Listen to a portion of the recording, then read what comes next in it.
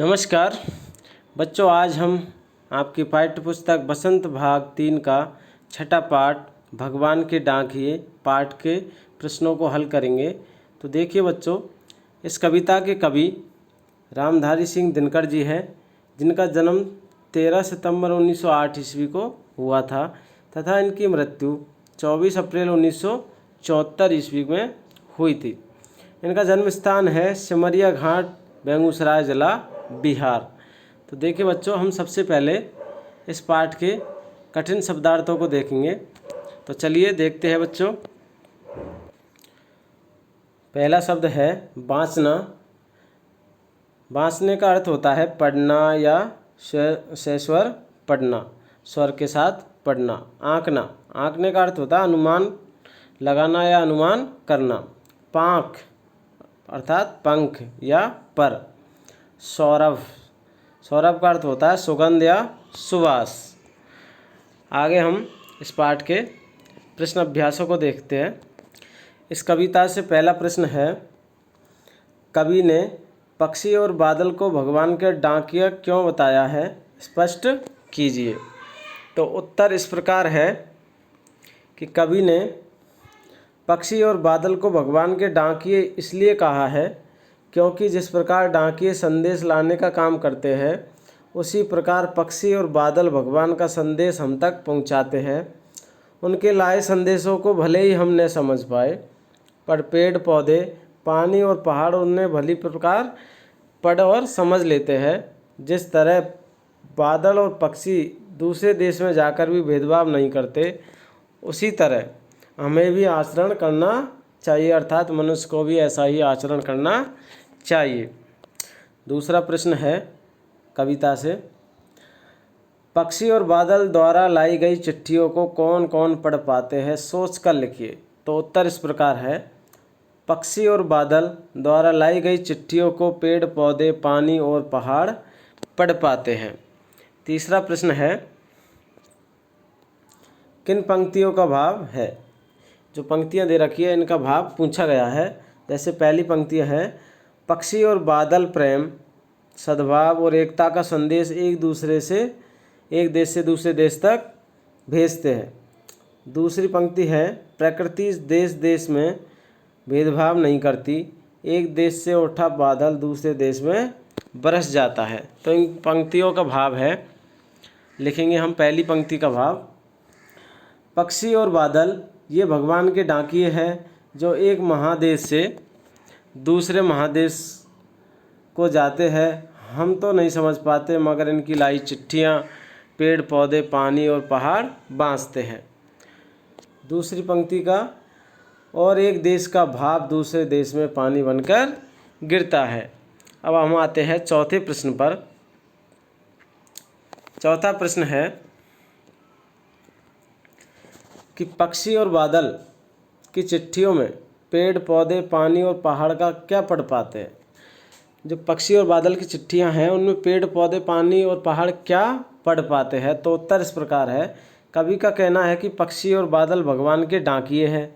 जिस प्रकार डाकिए संदेश लाने का काम करते हैं, उसी प्रकार पक्षी और बादल भगवान का संदेश लाने का काम करते हैं।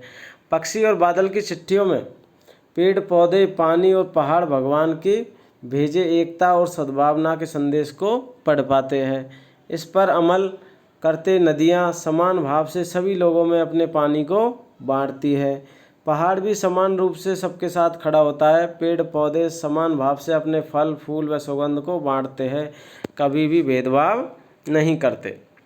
पांचवा प्रश्न कविता से, एक देश की धरती दूसरे देश को सुगंध भेजती है, इस कथन का भाव स्पष्ट कीजिए। तो उत्तर इस प्रकार है, एक देश की धरती अपनी सुगंध व प्यार को पक्षियों के माध्यम से दूसरे देश को भेजकर सद्भावना का संदेश भेजती है, और धरती अपनी भूमि में उगने वाले फूलों की सुगंध को हवा से, पानी को बादलों के रूप में भेजती है। हवा में उड़कर या उड़ते हुए पक्षियों के पंखों पर प्रेम प्यार की सुगंध तैरकर दूसरे देश तक पहुंच जाती है। इस प्रकार एक देश की धरती दूसरे देश को क्या भेजती है, सुगंध भेजती है। छठा प्रश्न है बच्चों, पक्षियों और बादलों की चिट्ठियों के आदान प्रदान को आप किस प्रकार या किस दृष्टि से देख सकते हैं। उत्तर इस प्रकार है, पक्षी और बादल की चिट्ठियों के आदान प्रदान को हम प्रेम, सौहार्द और आपसी सद्भाव की दृष्टि से देख सकते हैं।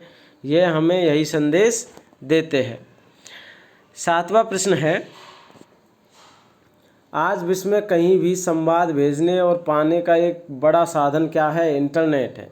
जहाँ भी हमें सूचना का आदान प्रदान करना होता है उसका एक सबसे बड़ा साधन आज के समय में वर्तमान में इंटरनेट है। पक्षी और बादल की चिट्ठियों की तुलना इंटरनेट से करते हुए 10 पंक्ति लिखनी है। पक्षी और बादल की चिट्ठियों की तुलना हमें किससे करनी है? इंटरनेट से करनी है। तो उत्तर इस प्रकार है बच्चों, पक्षी और बादल प्रकृति के अनुसार काम करते हैं किंतु इंटरनेट मनुष्य के अनुसार काम करते हैं। बादल का कार्य प्रकृति प्रेमी को प्रभावित करती है किंतु इंटरनेट विज्ञान प्रेमी को प्रभावित करती है। पक्षी और बादल का कार्य धीमी गति से होता है किंतु इंटरनेट का कार्य तीव्र गति से होता है।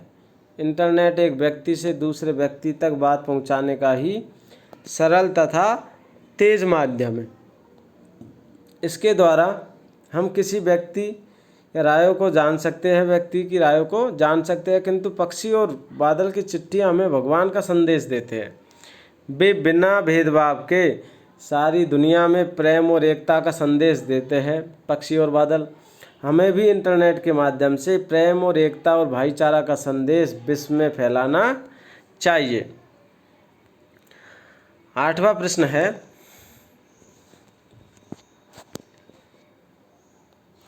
हमारे जीवन में डाकिया की भूमिका क्या है? इस विषय पर 10 वाक्य लिखने हैं। तो हमारे जीवन में डाकिया की भूमिका इस प्रकार है कि डाकिया भारतीय सामाजिक जीवन की एक आधारभूत कड़ी है। डाकिया द्वारा डाक लाना, पत्रों का बेसब्री से इंतजार, डाकिया से ही पत्र पढ़वाकर अपना जवाब लिखवाना इत्यादि तमाम महत्वपूर्ण पहलू है जिन्हें नज़रअंदाज नहीं किया जा सकता। उसके परिचित सभी तबके के लोग हैं।